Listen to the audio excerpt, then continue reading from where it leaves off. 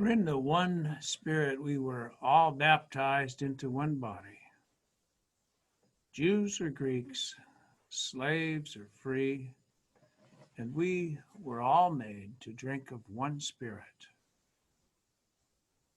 Good morning. Welcome to the Church of the Holy Trinity in Juneau, Alaska on this morning of the Feast of Pentecost.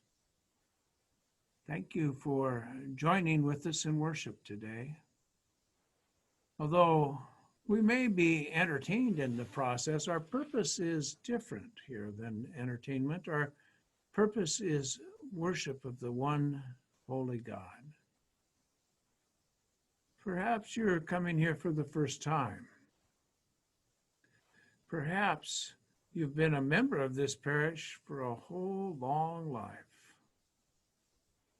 Maybe you've chosen to bring your prayers at an accustomed hour, 8:30 or 11 a.m. on this 31st day of May, 2020. Perhaps wildly imagining here, you've downloaded it someday far in the future, and you're wondering, what world is it that you've entered into? As we worship today and always, we are one body. All life is one, and we are one. We were all made to be one, all made to drink of one Spirit, rather than do as we are apt to do, as my words so far have done perhaps, rather than string bubbles of understanding together like beads, or hold hands with two neighbors in a circle. Surely the comprehension of the God of creation abides in patterns of all the dimensions and generations that ever are. The Spirit goes where he will, and in that going transcends time and other constraints of human understanding. Perhaps the strangeness of being together through electronic mediation of different times and places is a little taste of the joy of the Spirit, an opportunity for us to savor the precious fragrance of divine worship more completely. We are one in the Spirit. So, thank you for joining your worship with ours and helping to make our worship and our joy with you complete. We are headed to a new place and a new time. A trite observation, certainly, but one that has more than the usual pungency today. I have been receiving reports from family. From my daughter, a sister, a brother, all living in Seattle near the downtown. Lucy, my daughter, lives on her little yacht moored on Lake Union. She hears flashbangs coming up from the lake from the looting and burning. They're moving people from down there. She is between Dana, my sister, on Queen Anne Hill, and Tom, my brother, on Capitol Hill, and the freeway that threads the space between them was blocked for hours yesterday. Maud, my sister-in-law, reads from the New York Times.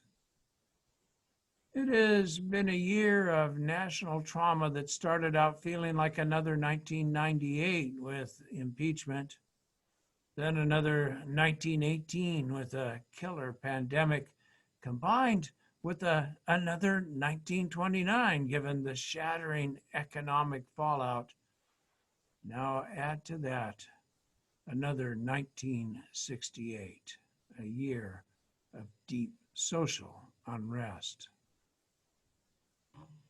Well, I had been thinking about 1968 lately, reliving some of the trauma probably, as I see our youngest son turning into a man. I would like to pass some wisdom along to John, something significant that will help him through this worsening situation. There were lots of riots back then. In the week after Dr. Martin Luther King was assassinated, 125 cities in the country erupted in riots. Eventually, after years of strife, some changes were made, the fires went out, and the injustice still smolders.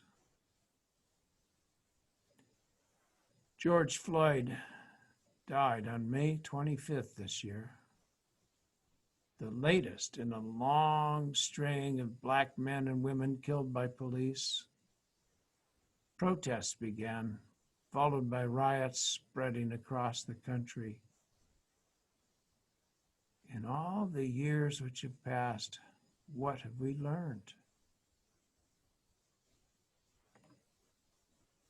Black Lives Matter has brought attention and some definitions and vocabulary to the overwhelming injustice plainly evident in the numbers of Black men killed by police.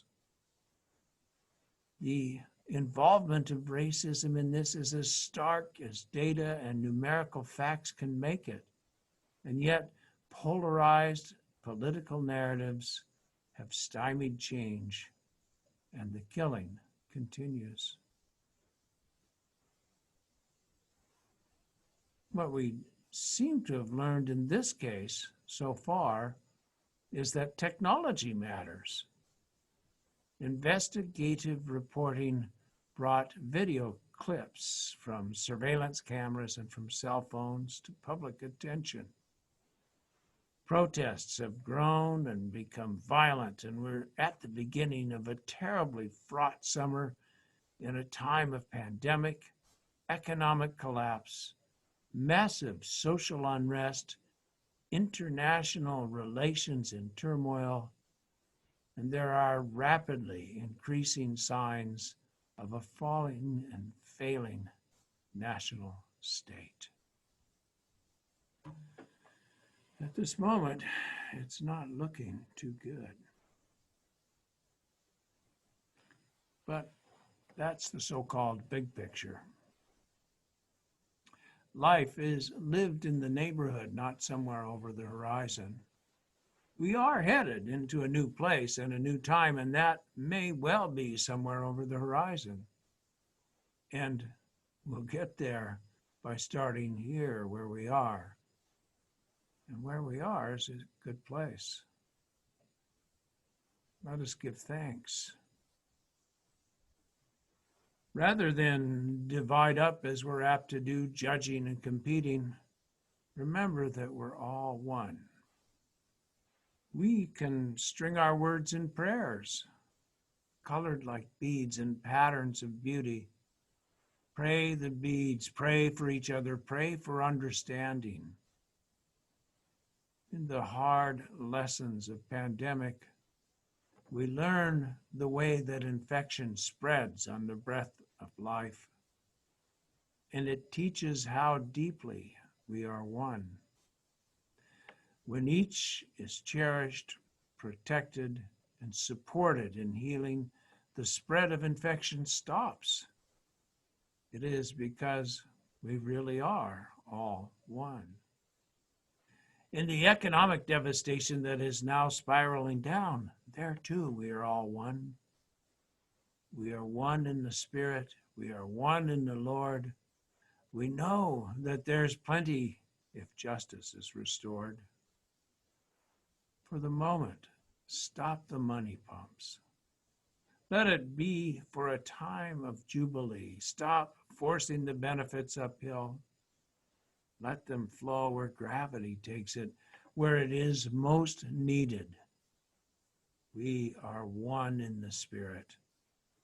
Let us respect those who labor for the benefit of others, and remember, we are all one. The God of creation abides in patterns of beauty and simplicity. On the last day of the festival, the great day, while Jesus is standing here, he cries out, "Let anyone who's thirsty come to me, and let the one who believes in me drink."